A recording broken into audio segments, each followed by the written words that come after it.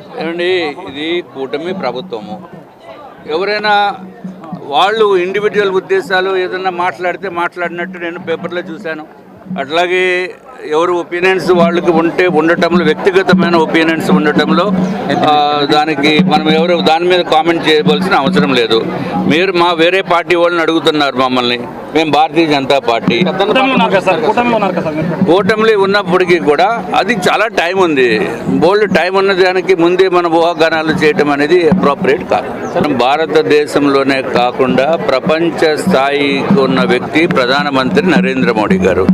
ఇవన్నీ చిన్న చిన్న విషయాలు. ఇవన్నీ దీంట్లో ఇంకా అసలు దీని డిస్కషన్ ఏమీ అవసరం లేదు. ఇది అన్వాంటెడ్ డిస్కషన్. ఇది ఇటువంటి మాటలు ఇప్పుడే రావటం అనేది కరెక్ట్ కూడా కాదు.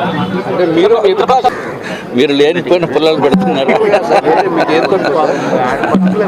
ఏమి తక్కువ ఎక్కువ అనేది కాదు, కానీ ఏదైనా కూటమి ప్రభుత్వము నిర్ణయం ఏదైతే నిర్ణయిస్తారో ఆ నిర్ణయానికి ప్రతి ఒక్కరు కూడా కట్టుబడి ఉంటారు. ఒకవేళ ఓకే అంటే మీరు తీసుకోవడానికి సిద్ధంగా ఉన్నారు. ఒకవేళ విష్ణు కుమార్ రాజు గారు కరెక్ట్ పర్సన్ అనుకుంటున్నారు. ఇది మీరు అనుకుంటున్నారు. ఏమి కాదండి. ఏదైతే పార్టీ ఏ నిర్ణయం చేసినా కార్యకర్త కింద పని చేయమంటే కార్యకర్త కింద పని చేస్తాము. నన్ను ఫ్లోర్ లీడర్గా ఎమ్మెల్యేగా నాకు టికెట్ ఇచ్చారు. నెగ్గేమో ప్రజలు నెగ్గించారు. నెగ్గంటే నేను నెగ్గడం కాదు. ఇక్కడ రాష్ట్ర ప్రజలు, తర్వాత మా నార్త్ నియోజకవర్గ ప్రజలు నాకు ఓట్లు వేసి గెలిపించారు. అట్లాగే